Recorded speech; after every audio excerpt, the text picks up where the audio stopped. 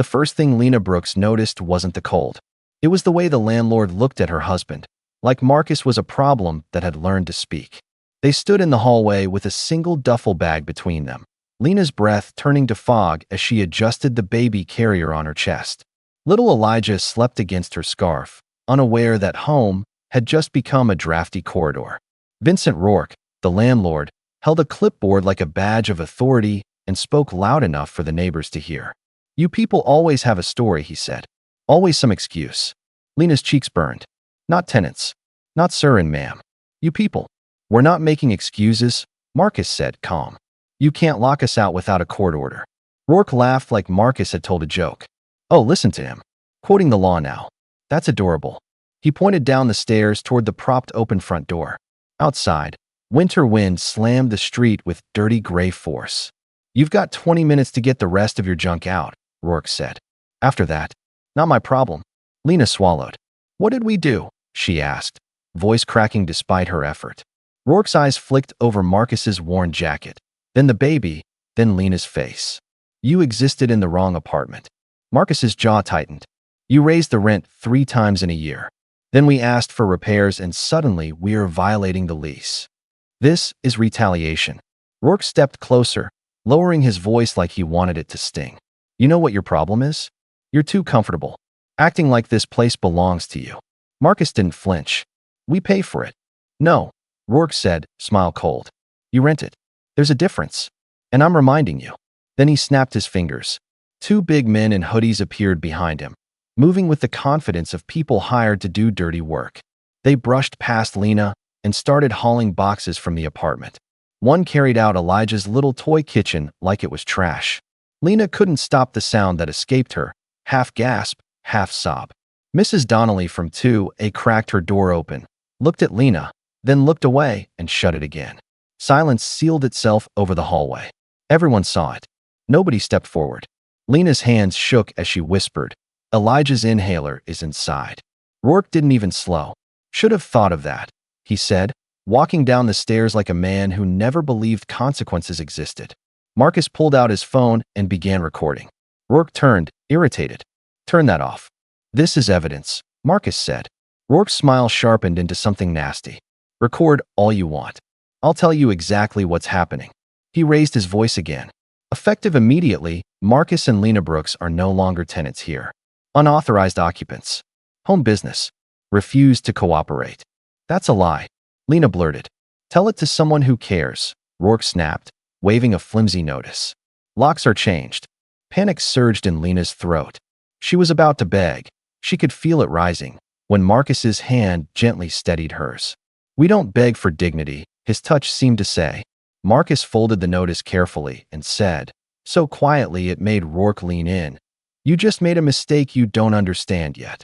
Rourke scoffed. "And what mistake is that?" "You assumed we don't have anyone," Marcus said. Rourke sneered. "Everyone has someone." Marcus held his gaze.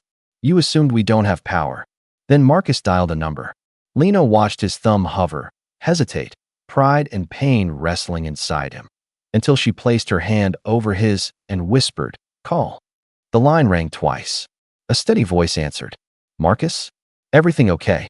"David," Marcus said. "We've been illegally locked out. It's freezing. Elijah's inhaler is inside." A pause. The voice changed, focused, clipped. "Put the landlord on speaker." Rourke leaned toward the phone with a performative grin. Marcus tapped speaker. "This is David Brooks," the voice said. "I need your name." "Vincent Rourke," Rourke replied, smug. "Mr. Rourke," David said, calm but sharp, "step away from my sister and her family. Right now." Rourke blinked. "Sister?" Lena froze, then understood. Marcus's sister. The one he never talked about. The one who worked downtown. Rourke tried to laugh. "Court people? You think that scares me?" "It should," David replied. "I'm on my way, and I'm bringing someone with me." Rourke's face twitched. "Who?" David's voice went colder. "The Honorable Justice Brooks." The hallway turned heavy. Doors cracked open. The movers stopped. Rourke's color drained as if the warmth had been sucked from his skin. "A judge?" he whispered, suddenly unsure of himself. Marcus ended the call and looked at him evenly. "This isn't an eviction," Marcus said. "It's evidence." And as the elevator dinged downstairs, Vincent Rourke finally realized this wasn't the end of their story. It was the beginning of his downfall. The elevator doors opened with a soft chime, and Vincent Rourke flinched like the sound had teeth. He tried to hide it, straightening his shoulders, tightening his grip on the clipboard, but the hallway had already sensed the shift. The movers stood frozen with a box half lifted. Mrs. Donnelly's door opened wider this time, curiosity overpowering comfort. Somewhere behind another door, a chain lock rattled as someone peeked out. Lena clutched Elijah closer. Her heart was hammering, but now it wasn't just fear. It was the sharp, electric feeling of maybe we're not alone anymore. Marcus stayed still, calm on the outside, fire held carefully inside. Rourke cleared his throat and forced a laugh. "This is ridiculous," he said loudly, trying to reclaim the air. "You can't just call some courthouse buddy and think you're—" Footsteps cut him off. Fast, purposeful. A man appeared in the lobby doorway, tall, broad-shouldered, dressed in a neat wool coat, a courthouse badge clipped to his belt like it belonged there. His eyes swept the scene once. Boxes piled like wreckage, Lena's shaking hands, Marcus's phone still out, and then locked on Rourke. David Brooks didn't shout. He didn't need to. "Mr. Rourke," he said, voice flat. "You changed the locks?" Rourke's mouth opened, then closed. He recovered with a practiced sneer. "And you are?" David held up his badge just long enough for everyone to see it. "County Courthouse. Chief, Clerk." The words landed like weight. In buildings like this, titles mattered. Not because they were magical, but because bullies understood one thing: connections. Rourke scoffed. "So what? You work in an office. This is private property." David's eyes slid to Marcus. "Did you record him admitting he changed the locks?" Marcus nodded. "On video. With witnesses." Rourke snapped. "That video won't mean." "It means illegal lockout," David said, cutting through him. "And if you don't know what that means, I can educate you in court." Rourke's jaw clenched. "There's a notice. They violated the lease." "Then you file in housing court," David replied. "You don't throw a family into the street in winter." Rourke took a step closer, trying intimidation like it was his native language. "You don't get to tell me how to run my building." David didn't step back. He leaned in slightly, quiet enough that only the closest people could hear. "You picked the wrong family," he said. Rourke's eyes narrowed. "Oh, here we go." David stared at him, steady as stone. "My sister is on her way." For the first time, Rourke's bravado cracked in public. "I don't care whose." A car horn sounded outside. 2 short blasts. David glanced toward the window. "She's here." Lena's stomach flipped. Marcus's eyes shifted, just for a second, toward the lobby, like he was bracing for impact, not because he feared his sister, but because he knew what she represented, a line Marcus had never wanted to cross unless he had no choice. The front door opened. Cold air rushed in, sharp and biting. And with it came a woman in a dark, tailored coat, hair pulled back, her walk measured and controlled. She didn't rush. She didn't glare. She moved like someone used to rooms going silent when she entered. Justice Adrienne Brooks. The neighbors didn't know her name yet, but they felt her presence. Even the building seemed to hold its breath. She stopped halfway into the lobby and took in the boxes, the baby, the changed lock on the apartment door that sat visible down the hall like a crime scene. Then her eyes landed on Vincent Rourke. He swallowed. "Ma'am," he said, trying to smile. "I'm sure there's been a misunderstanding." Adrienne didn't smile back. "There's no misunderstanding," she said softly. "There's a violation." Rourke's fingers tightened around his clipboard. "With respect, this is a tenant issue. You're not involved." Adrienne tilted her head slightly. "Not involved." Her tone remained calm, but it sharpened. "That's my brother. That's my sister-in-law. And that is my nephew." The word nephew did something to Lena's chest. It made her eyes sting, not because she wanted saving, but because she hadn't realized how long she'd been living as if she didn't deserve it. Rourke tried to laugh again. It came out thin. "Okay, and you being a judge doesn't mean you can. It means I know exactly what you're doing," Adrienne cut in. "And it means I know how quickly the consequences can arrive." Rourke's face reddened. "Are you threatening me?" Adrienne stepped closer, just one step, and her voice dropped to a courtroom hush. "No," she said. "I'm informing you." She turned her head slightly toward David. "Call the police." Rourke's eyes widened. "Police? For what?" David lifted his phone. "Illegal lockout. Tenant intimidation. Endangering a child by denying access to medication." Rourke snapped. "They can stay somewhere else." Adrienne's gaze didn't move. You don't get to decide that. Marcus finally spoke, voice low but firm. Our inhaler is inside. My wife's medication is inside. You changed the locks. Rourke pointed at Marcus like he wanted to make him small again. You people always play the victim. Adrienne's eyes flashed. It was the first visible crack in her calm. Stop, she said, one word, but it landed like a gavel. Rourke froze mid-breath. Adrienne turned to the neighbors now peeking out. Anyone here witness him changing the locks? Or ordering their property removed? For a moment, silence fought back. Then, unexpectedly, Mrs. Donnelly stepped out fully. Her voice shook. I saw him, she admitted. This morning. He told the men to do it. Another door opened. A man Lena recognized from the third floor stepped out. I heard him, he said. He said, change the locks like it was nothing. Rourke looked around, stunned. The building that had been silent for him was speaking against him. Adrienne nodded once, satisfied. Thank you. Then she faced Rourke again. You have two options, she said. You open that door right now and return every item your men removed. Or you explain yourself to officers, and then to a housing judge who won't care about your clipboard. Rourke's mouth moved, searching for power, for threats, for money, but none of it fit, because the hallway had changed sides, and he could feel it. Vincent Rourke's keys clinked in his shaking hand like they were betraying him.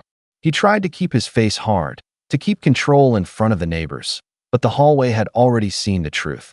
The landlord who loved humiliating people was terrified of being humbled. He shoved the key into the new lock, twisted, and the door clicked open. There, he snapped, stepping aside. Happy. Adrienne Brooks didn't move for a second. She watched him the way judges watched liars, quiet, patient, letting someone hang themselves with their own confidence. Then she nodded toward Marcus. Go get the inhaler. Marcus moved fast. Lena followed, heart pounding as if her body didn't trust this could really be happening. Inside, their apartment looked torn open, drawers pulled out, couch cushions shifted, a box of baby clothes tipped on its side. It didn't feel like an eviction anymore. It felt like a violation. Lena hurried to the kitchen cabinet and grabbed Elijah's inhaler with both hands like it was a lifeline. She pressed her forehead to the cupboard door for one breath, just one, before the tears came. Marcus touched her shoulder. We'll breathe later, he murmured. Right now we finish. Back in the hallway, the police arrived. 2 officers, young, both scanning the scene with careful eyes. David stepped forward, badge visible. Adrienne remained calm, hands folded, posture controlled. The taller officer looked at Rourke. Sir, did you change the locks while the tenants' belongings were still inside? Rourke's chin lifted. I own the building. The officer's expression didn't change. That's not what I asked. Rourke's eyes darted toward Adrienne, like he was fishing for a sign that she would rescue him from his own mouth. Adrienne gave him nothing. So Rourke did what bullies always did when cornered. He pivoted. He pointed at Marcus. They're behind on rent, he blurted. And they've been running some kind of business out of the unit. They were causing problems. Marcus held up his phone. We're not behind. And I have proof. Receipts. Bank statements. Adrienne's voice stayed smooth. And he has video of you admitting you changed the locks, Mr. Rourke. Rourke snapped. That video's irrelevant. The shorter officer held out his hand. Sir, I need identification. Rourke's lips pressed together. He fished out his wallet like every movement hurt his pride. While the officers spoke to him, Adrienne turned to Lena, her face softening. You okay? She asked quietly. Lena swallowed. Her voice trembled. I'm trying to be. Adrienne nodded like she understood something deeper than the words. You don't have to be unbreakable, she said. Just keep going. A lump rose in Lena's throat. Thank you, she whispered. Adrienne glanced at Elijah. Hey, little man. Elijah blinked awake, eyes heavy, then reached a small hand toward Adrienne's coat collar. Adrienne smiled, gentle and real. Then she looked back at Rourke, and the warmth disappeared. Because kindness didn't mean weakness. The taller officer finished jotting notes. Mr. Rourke, he said, this looks like an illegal lockout. Civil matter, but you can't deny access to medication or remove them without proper court process. Rourke bristled. So what? You're gonna arrest me? The officer paused. Not right now, but this is documented. If you try this again, it won't stay civil. Rourke's nostrils flared. His eyes sharpened with sudden spite. He couldn't punish Adrienne. He couldn't intimidate the police. So he aimed at the only target he thought was safe, Marcus. This isn't over. Rourke hissed, loud enough for everyone. You think you won? You think that judge badge means something in my building? I'll make sure you regret this. I'll bury you in court fees. I'll raise your rent until you can't breathe. Adrian turned slowly. The hallway chilled. Careful, she said, voice low. Rourke sneered. What are you gonna do? Put me in jail yourself. Adrian took one step toward him. No, she said. But you're about to say something you can't take back. Rourke laughed, but it sounded forced. Oh, please. Adrian's eyes held him. Threatening tenants for asserting rights is retaliation. Rourke waved a hand. I'm not threatening. I'm promising. David's head snapped up. Vincent. But Rourke was too angry to stop. He needed to feel large again. You hear me? He barked at Marcus. You and your wife think you're special because you know someone? I've crushed people with better lawyers than you. You're gonna wish you never opened your mouth. Marcus raised his phone again, recording every word. Rourke saw it, and still didn't stop. Adrian's voice cut like ice. Mr. Rourke, stop talking. He grinned, bitter. Make me. Adrian nodded once. Okay. She turned to the officers. They need a report number. And I'd like the body cam footage preserved. The taller officer blinked. Ma'am, we can. Adrian's gaze stayed steady. Please do. Rourke's grin faltered. Because he realized, too late, that his threats weren't just cruel. They were evidence. And evidence had a way of turning power into handcuffs. As the officers handed David the report details, Marcus looked at Lena. She could see the tremble in his hands now. Not fear, but the aftershock of holding himself together for so long. Lena squeezed his fingers. We're still standing, she whispered. Marcus nodded, eyes shining. Yeah, he said. And he's the one who's shaking. Behind them, Rourke stood in the hallway, jaw clenched, keys biting into his palm. He'd wanted them embarrassed. Instead, he'd been exposed. Vincent Rourke didn't sleep that night. Men like him rarely did when they felt control slipping. He paced his condo with glass walls and designer furniture, replaying the hallway scene like a bruise he couldn't stop touching. The neighbors' faces. The police. The judge. The way Marcus Brooks looked at him, steady, recorded, unafraid. Rourke's pride didn't allow remorse. It allowed revenge. By sunrise, he had a plan. At 9:07 a.m., Lena's phone buzzed. Email. Then another. Then another. Notice of lease violation. Final demand.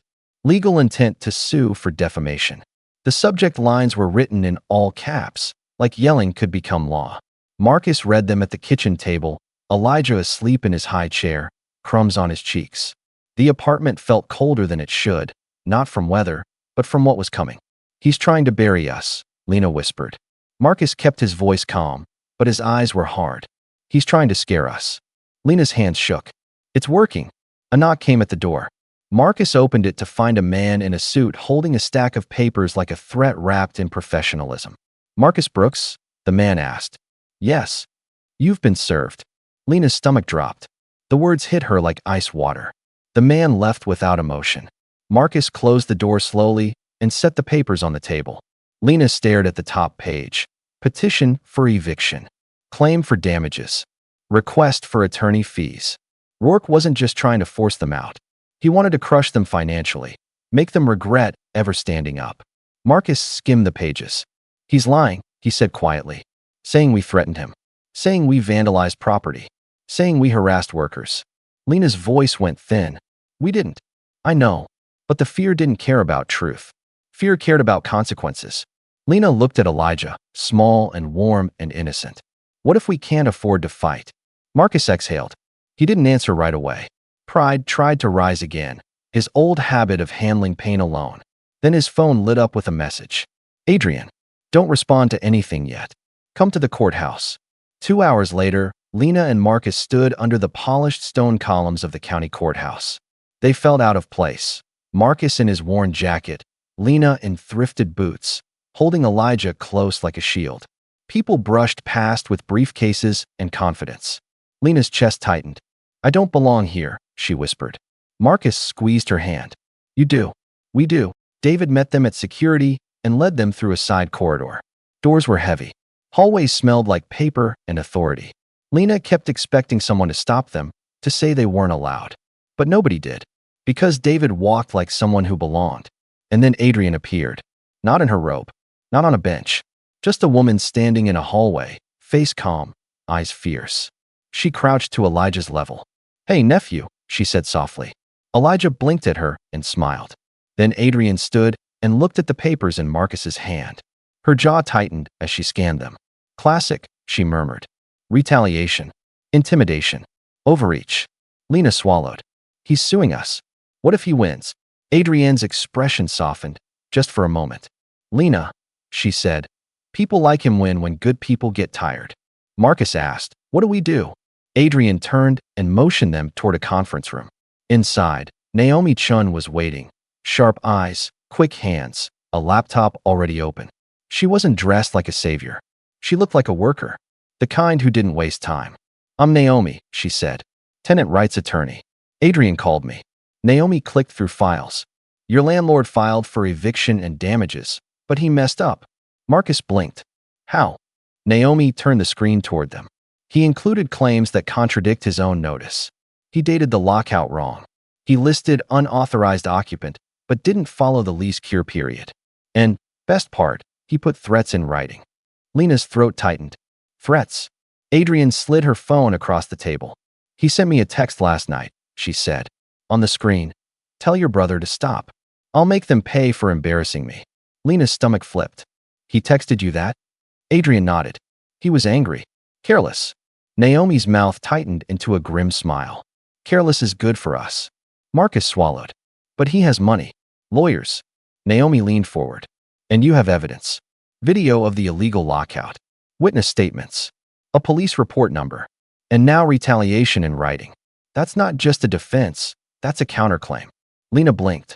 "We can fight back." Naomi nodded. "Not with noise. With facts." Adrienne's voice was quiet, but firm.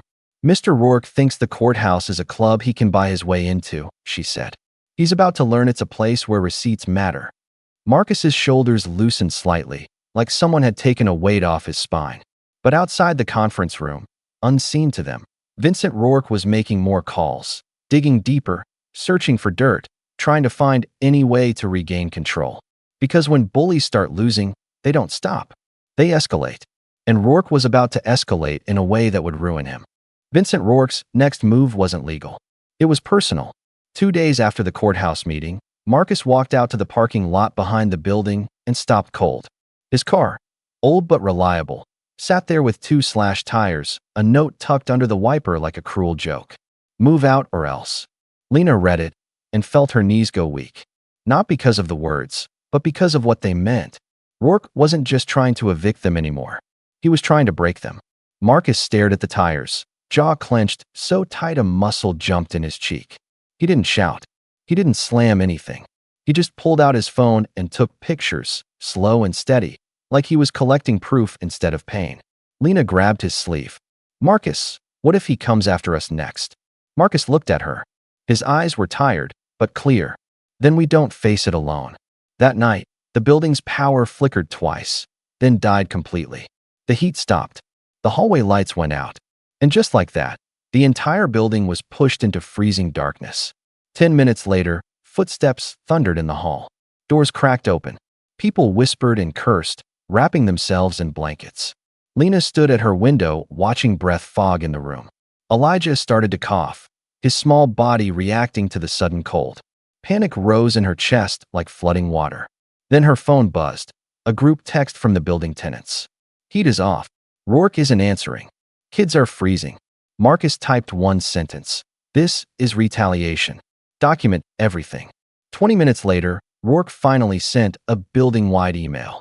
"Temporary maintenance issue. Heat will resume when tenants stop harassing management." Lena stared at the screen. "He's blaming us." Marcus's face hardened. "He's confessing." Adrian arrived the next morning, not alone. Naomi came too, carrying a folder thick enough to look like it could knock someone out. They walked through the hallway like storm clouds with purpose. Neighbors gathered, some angry, some scared, all desperate. Mrs. Donnelly spoke first, voice shaking. "My arthritis, without heat I can't." A young father from 1C held a bundled baby. "My daughter's lips are turning blue." Lena looked at them and felt something burn behind her eyes. This wasn't just about them anymore. Adrian stepped into the lobby, pulled out her phone, and called the city heat hotline. She put it on speaker so everyone could hear. When the operator answered, Adrienne's voice was calm and exact. We have a full building without heat in winter. Management is refusing to restore service and is tying it to tenant complaints. The operator paused. Ma'am, do you have written proof? Naomi lifted the printed email like a trophy. Yes, she said. From the landlord. An inspector arrived within hours. This one didn't shake hands with Rourke. This one carried equipment and actually used it. He tested temperatures, checked the boiler room, wrote notes, took photos. Rourke showed up late, irritated, acting offended that anyone dared question him. He spotted Marcus and Lena and pointed like a man who needed a villain. This is because of them, Rourke snapped. They're poisoning the building with drama. The inspector didn't even look up. Sir, step back. Rourke's face reddened. Do you know who I? Don't. Adrienne warned low. Rourke ignored her. He couldn't help himself. He leaned toward Marcus, voice dripping with spite. I'll starve you out. I'll make this place so miserable you'll beg to leave. Marcus raised his phone. Recording again. Rourke saw it and still kept going. I know where your son sleeps, he hissed. The hallway froze. Lena felt her blood turn cold. Her arms tightened instinctively around Elijah like her body could shield him from words. Adrienne's head snapped toward Rourke. Her composure didn't shatter, but something in her eyes went deadly still. Naomi's voice was quiet, almost gentle. Did you just threaten a child? Rourke blinked, realizing too late what he'd said. He tried to backpedal. I'm saying I know their unit. But it was done. Because the inspector was still there. Because Marcus's camera was still rolling. Because 3 neighbors had stepped into the hallway and heard every word. Mrs. Donnelly whispered, horrified. Oh my God. The inspector finally looked directly at Rourke. Sir, he said slowly, you need to stop speaking. Rourke laughed nervously, trying to regain control. This is being twisted. Adrienne took out her phone and dialed again. Officer, she said when someone answered, we need police assistance. We have a documented threat. Rourke's confidence collapsed all at once. No, come on. This is nothing. But the building wasn't silent anymore. The young father stepped forward, face tight with anger. You shut off heat with babies in here, he said. And then you threaten another baby? You're sick. Another neighbor raised her phone. I got it on video too. Rourke looked around and saw it. A dozen screens pointed at him, reflecting his own face back at him from every angle. He'd spent years making people feel small. Now the whole building was watching him shrink. Sirens sounded outside. And for the first time, Vincent Rourke understood a truth he'd avoided his entire life. Power can disappear fast when people stop being afraid. The courtroom was warmer than the hallway had ever been, but Lena still couldn't stop trembling. Not from cold this time. From the fact that Vincent Rourke was finally sitting where he belonged, on the wrong side of people who didn't laugh at intimidation. Marcus held her hand, thumb rubbing slow circles into her skin. Elijah sat on Lena's lap, clutching a small toy car, too young to understand why everyone whispered when the judge entered. But he understood one thing. Mommy wasn't scared the way she'd been. Naomi stood at the front table with a stack of exhibits. Adrienne sat 2 rows behind them, not in a robe, not on the bench, just present, watching with the quiet focus of someone who wouldn't allow the truth to get lost. Vincent Rourke walked in late, wearing a suit that looked expensive but sat wrong on him, like borrowed confidence. His lawyer whispered in his ear, fast and tense. Rourke's eyes scanned the room and landed on Marcus and Lena. He scoffed, trying to telegraph power. But nobody flinched. The bailiff called the case. The judge entered, Judge Molina, a woman with sharp eyes and a voice that didn't bend for anyone. Naomi rose. Your Honor, this is a pattern of retaliatory harassment, illegal lockout, and endangerment. We have video, witnesses, police reports, and written admissions. Rourke's lawyer jumped up. Objection. This is exaggerated tenant drama. Judge Molina lifted a hand. Sit down, she said. Not loud. Just final. Rourke's jaw tightened. Naomi began calmly, like she was laying bricks. Exhibit A. Marcus's video, Rourke admitting he changed the locks. Exhibit B. The police report number documenting the illegal lockout. Exhibit C. The building-wide email where Rourke tied heat restoration to tenants, stopping harassment. Exhibit D. Witness statements from neighbors. Exhibit E. Repairs ignored for months, then used as excuses for violations. Then Naomi looked straight at the judge. And Exhibit F, she said, is the landlord's threat, captured on video, in front of a city inspector. The video played. Rourke's voice filled the courtroom, echoing louder than it had in the hallway. I'll starve you out. I'll make this place so miserable you'll beg to leave. I know where your son sleeps. A murmur spread through the room. Lena felt her stomach twist. Even hearing it again made her want to cry. Judge Molina's face didn't change while it played. When it ended, silence sat heavy as stone. Rourke's lawyer sprang up, sweating. Your Honor, he didn't mean. Judge Molina cut him off. He said what he said. Rourke snapped, unable to stop himself. They pushed me. They embarrassed me. The judge's eyes locked on him. Mr. Rourke, she said slowly, do you want to keep talking? Rourke's mouth closed like a trap. Naomi didn't smile. She didn't gloat. She just asked the judge for what the law allowed. Dismissal of the eviction, an injunction against harassment, emergency repairs, penalties for illegal lockout, and attorney fees. She also requested the court refer the threats and the heat shutoff to the appropriate authorities. Judge Molina reviewed the documents. Then she looked up. The eviction is dismissed, she said. With prejudice. Lena's breath caught. Marcus squeezed her hand. Judge Molina continued. Mr. Rourke, you are ordered to restore and maintain heat, water, and building services. You are ordered to cease all retaliation. Any further harassment, including contact through third parties, will result in contempt proceedings. Rourke's face went pale. The judge leaned forward. You used your position as a landlord to intimidate people you believed couldn't fight back. You were wrong. Rourke's lawyer tried to whisper something, but Judge Molina kept going. I'm also awarding fees and damages for the illegal lockout, she said. And I am forwarding the threat captured on video to the district attorney's office. Rourke's head jerked up. What? The judge's voice stayed calm. Threatening a tenant's child is not a mistake, Mr. Rourke. It's a choice. Rourke stood abruptly. This is unfair. Sit. Judge Molina said, sharper now. He sat. And in that moment, Lena saw it. The thing she'd waited for without even knowing she was waiting. Rourke looked small. Not because anyone humiliated him, but because he finally faced consequences. Outside the courtroom, neighbors gathered. People from the building who had come to watch. Mrs. Donnelly hugged Lena, tears in her eyes.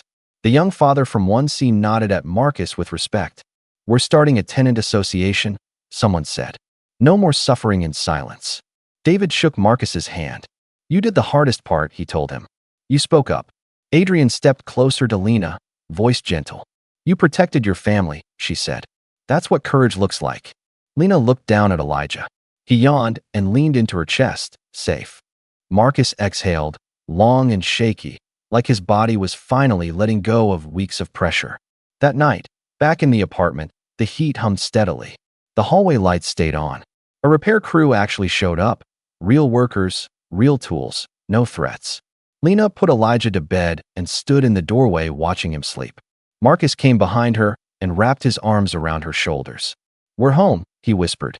Lena nodded, tears sliding silently now, not from fear, only relief.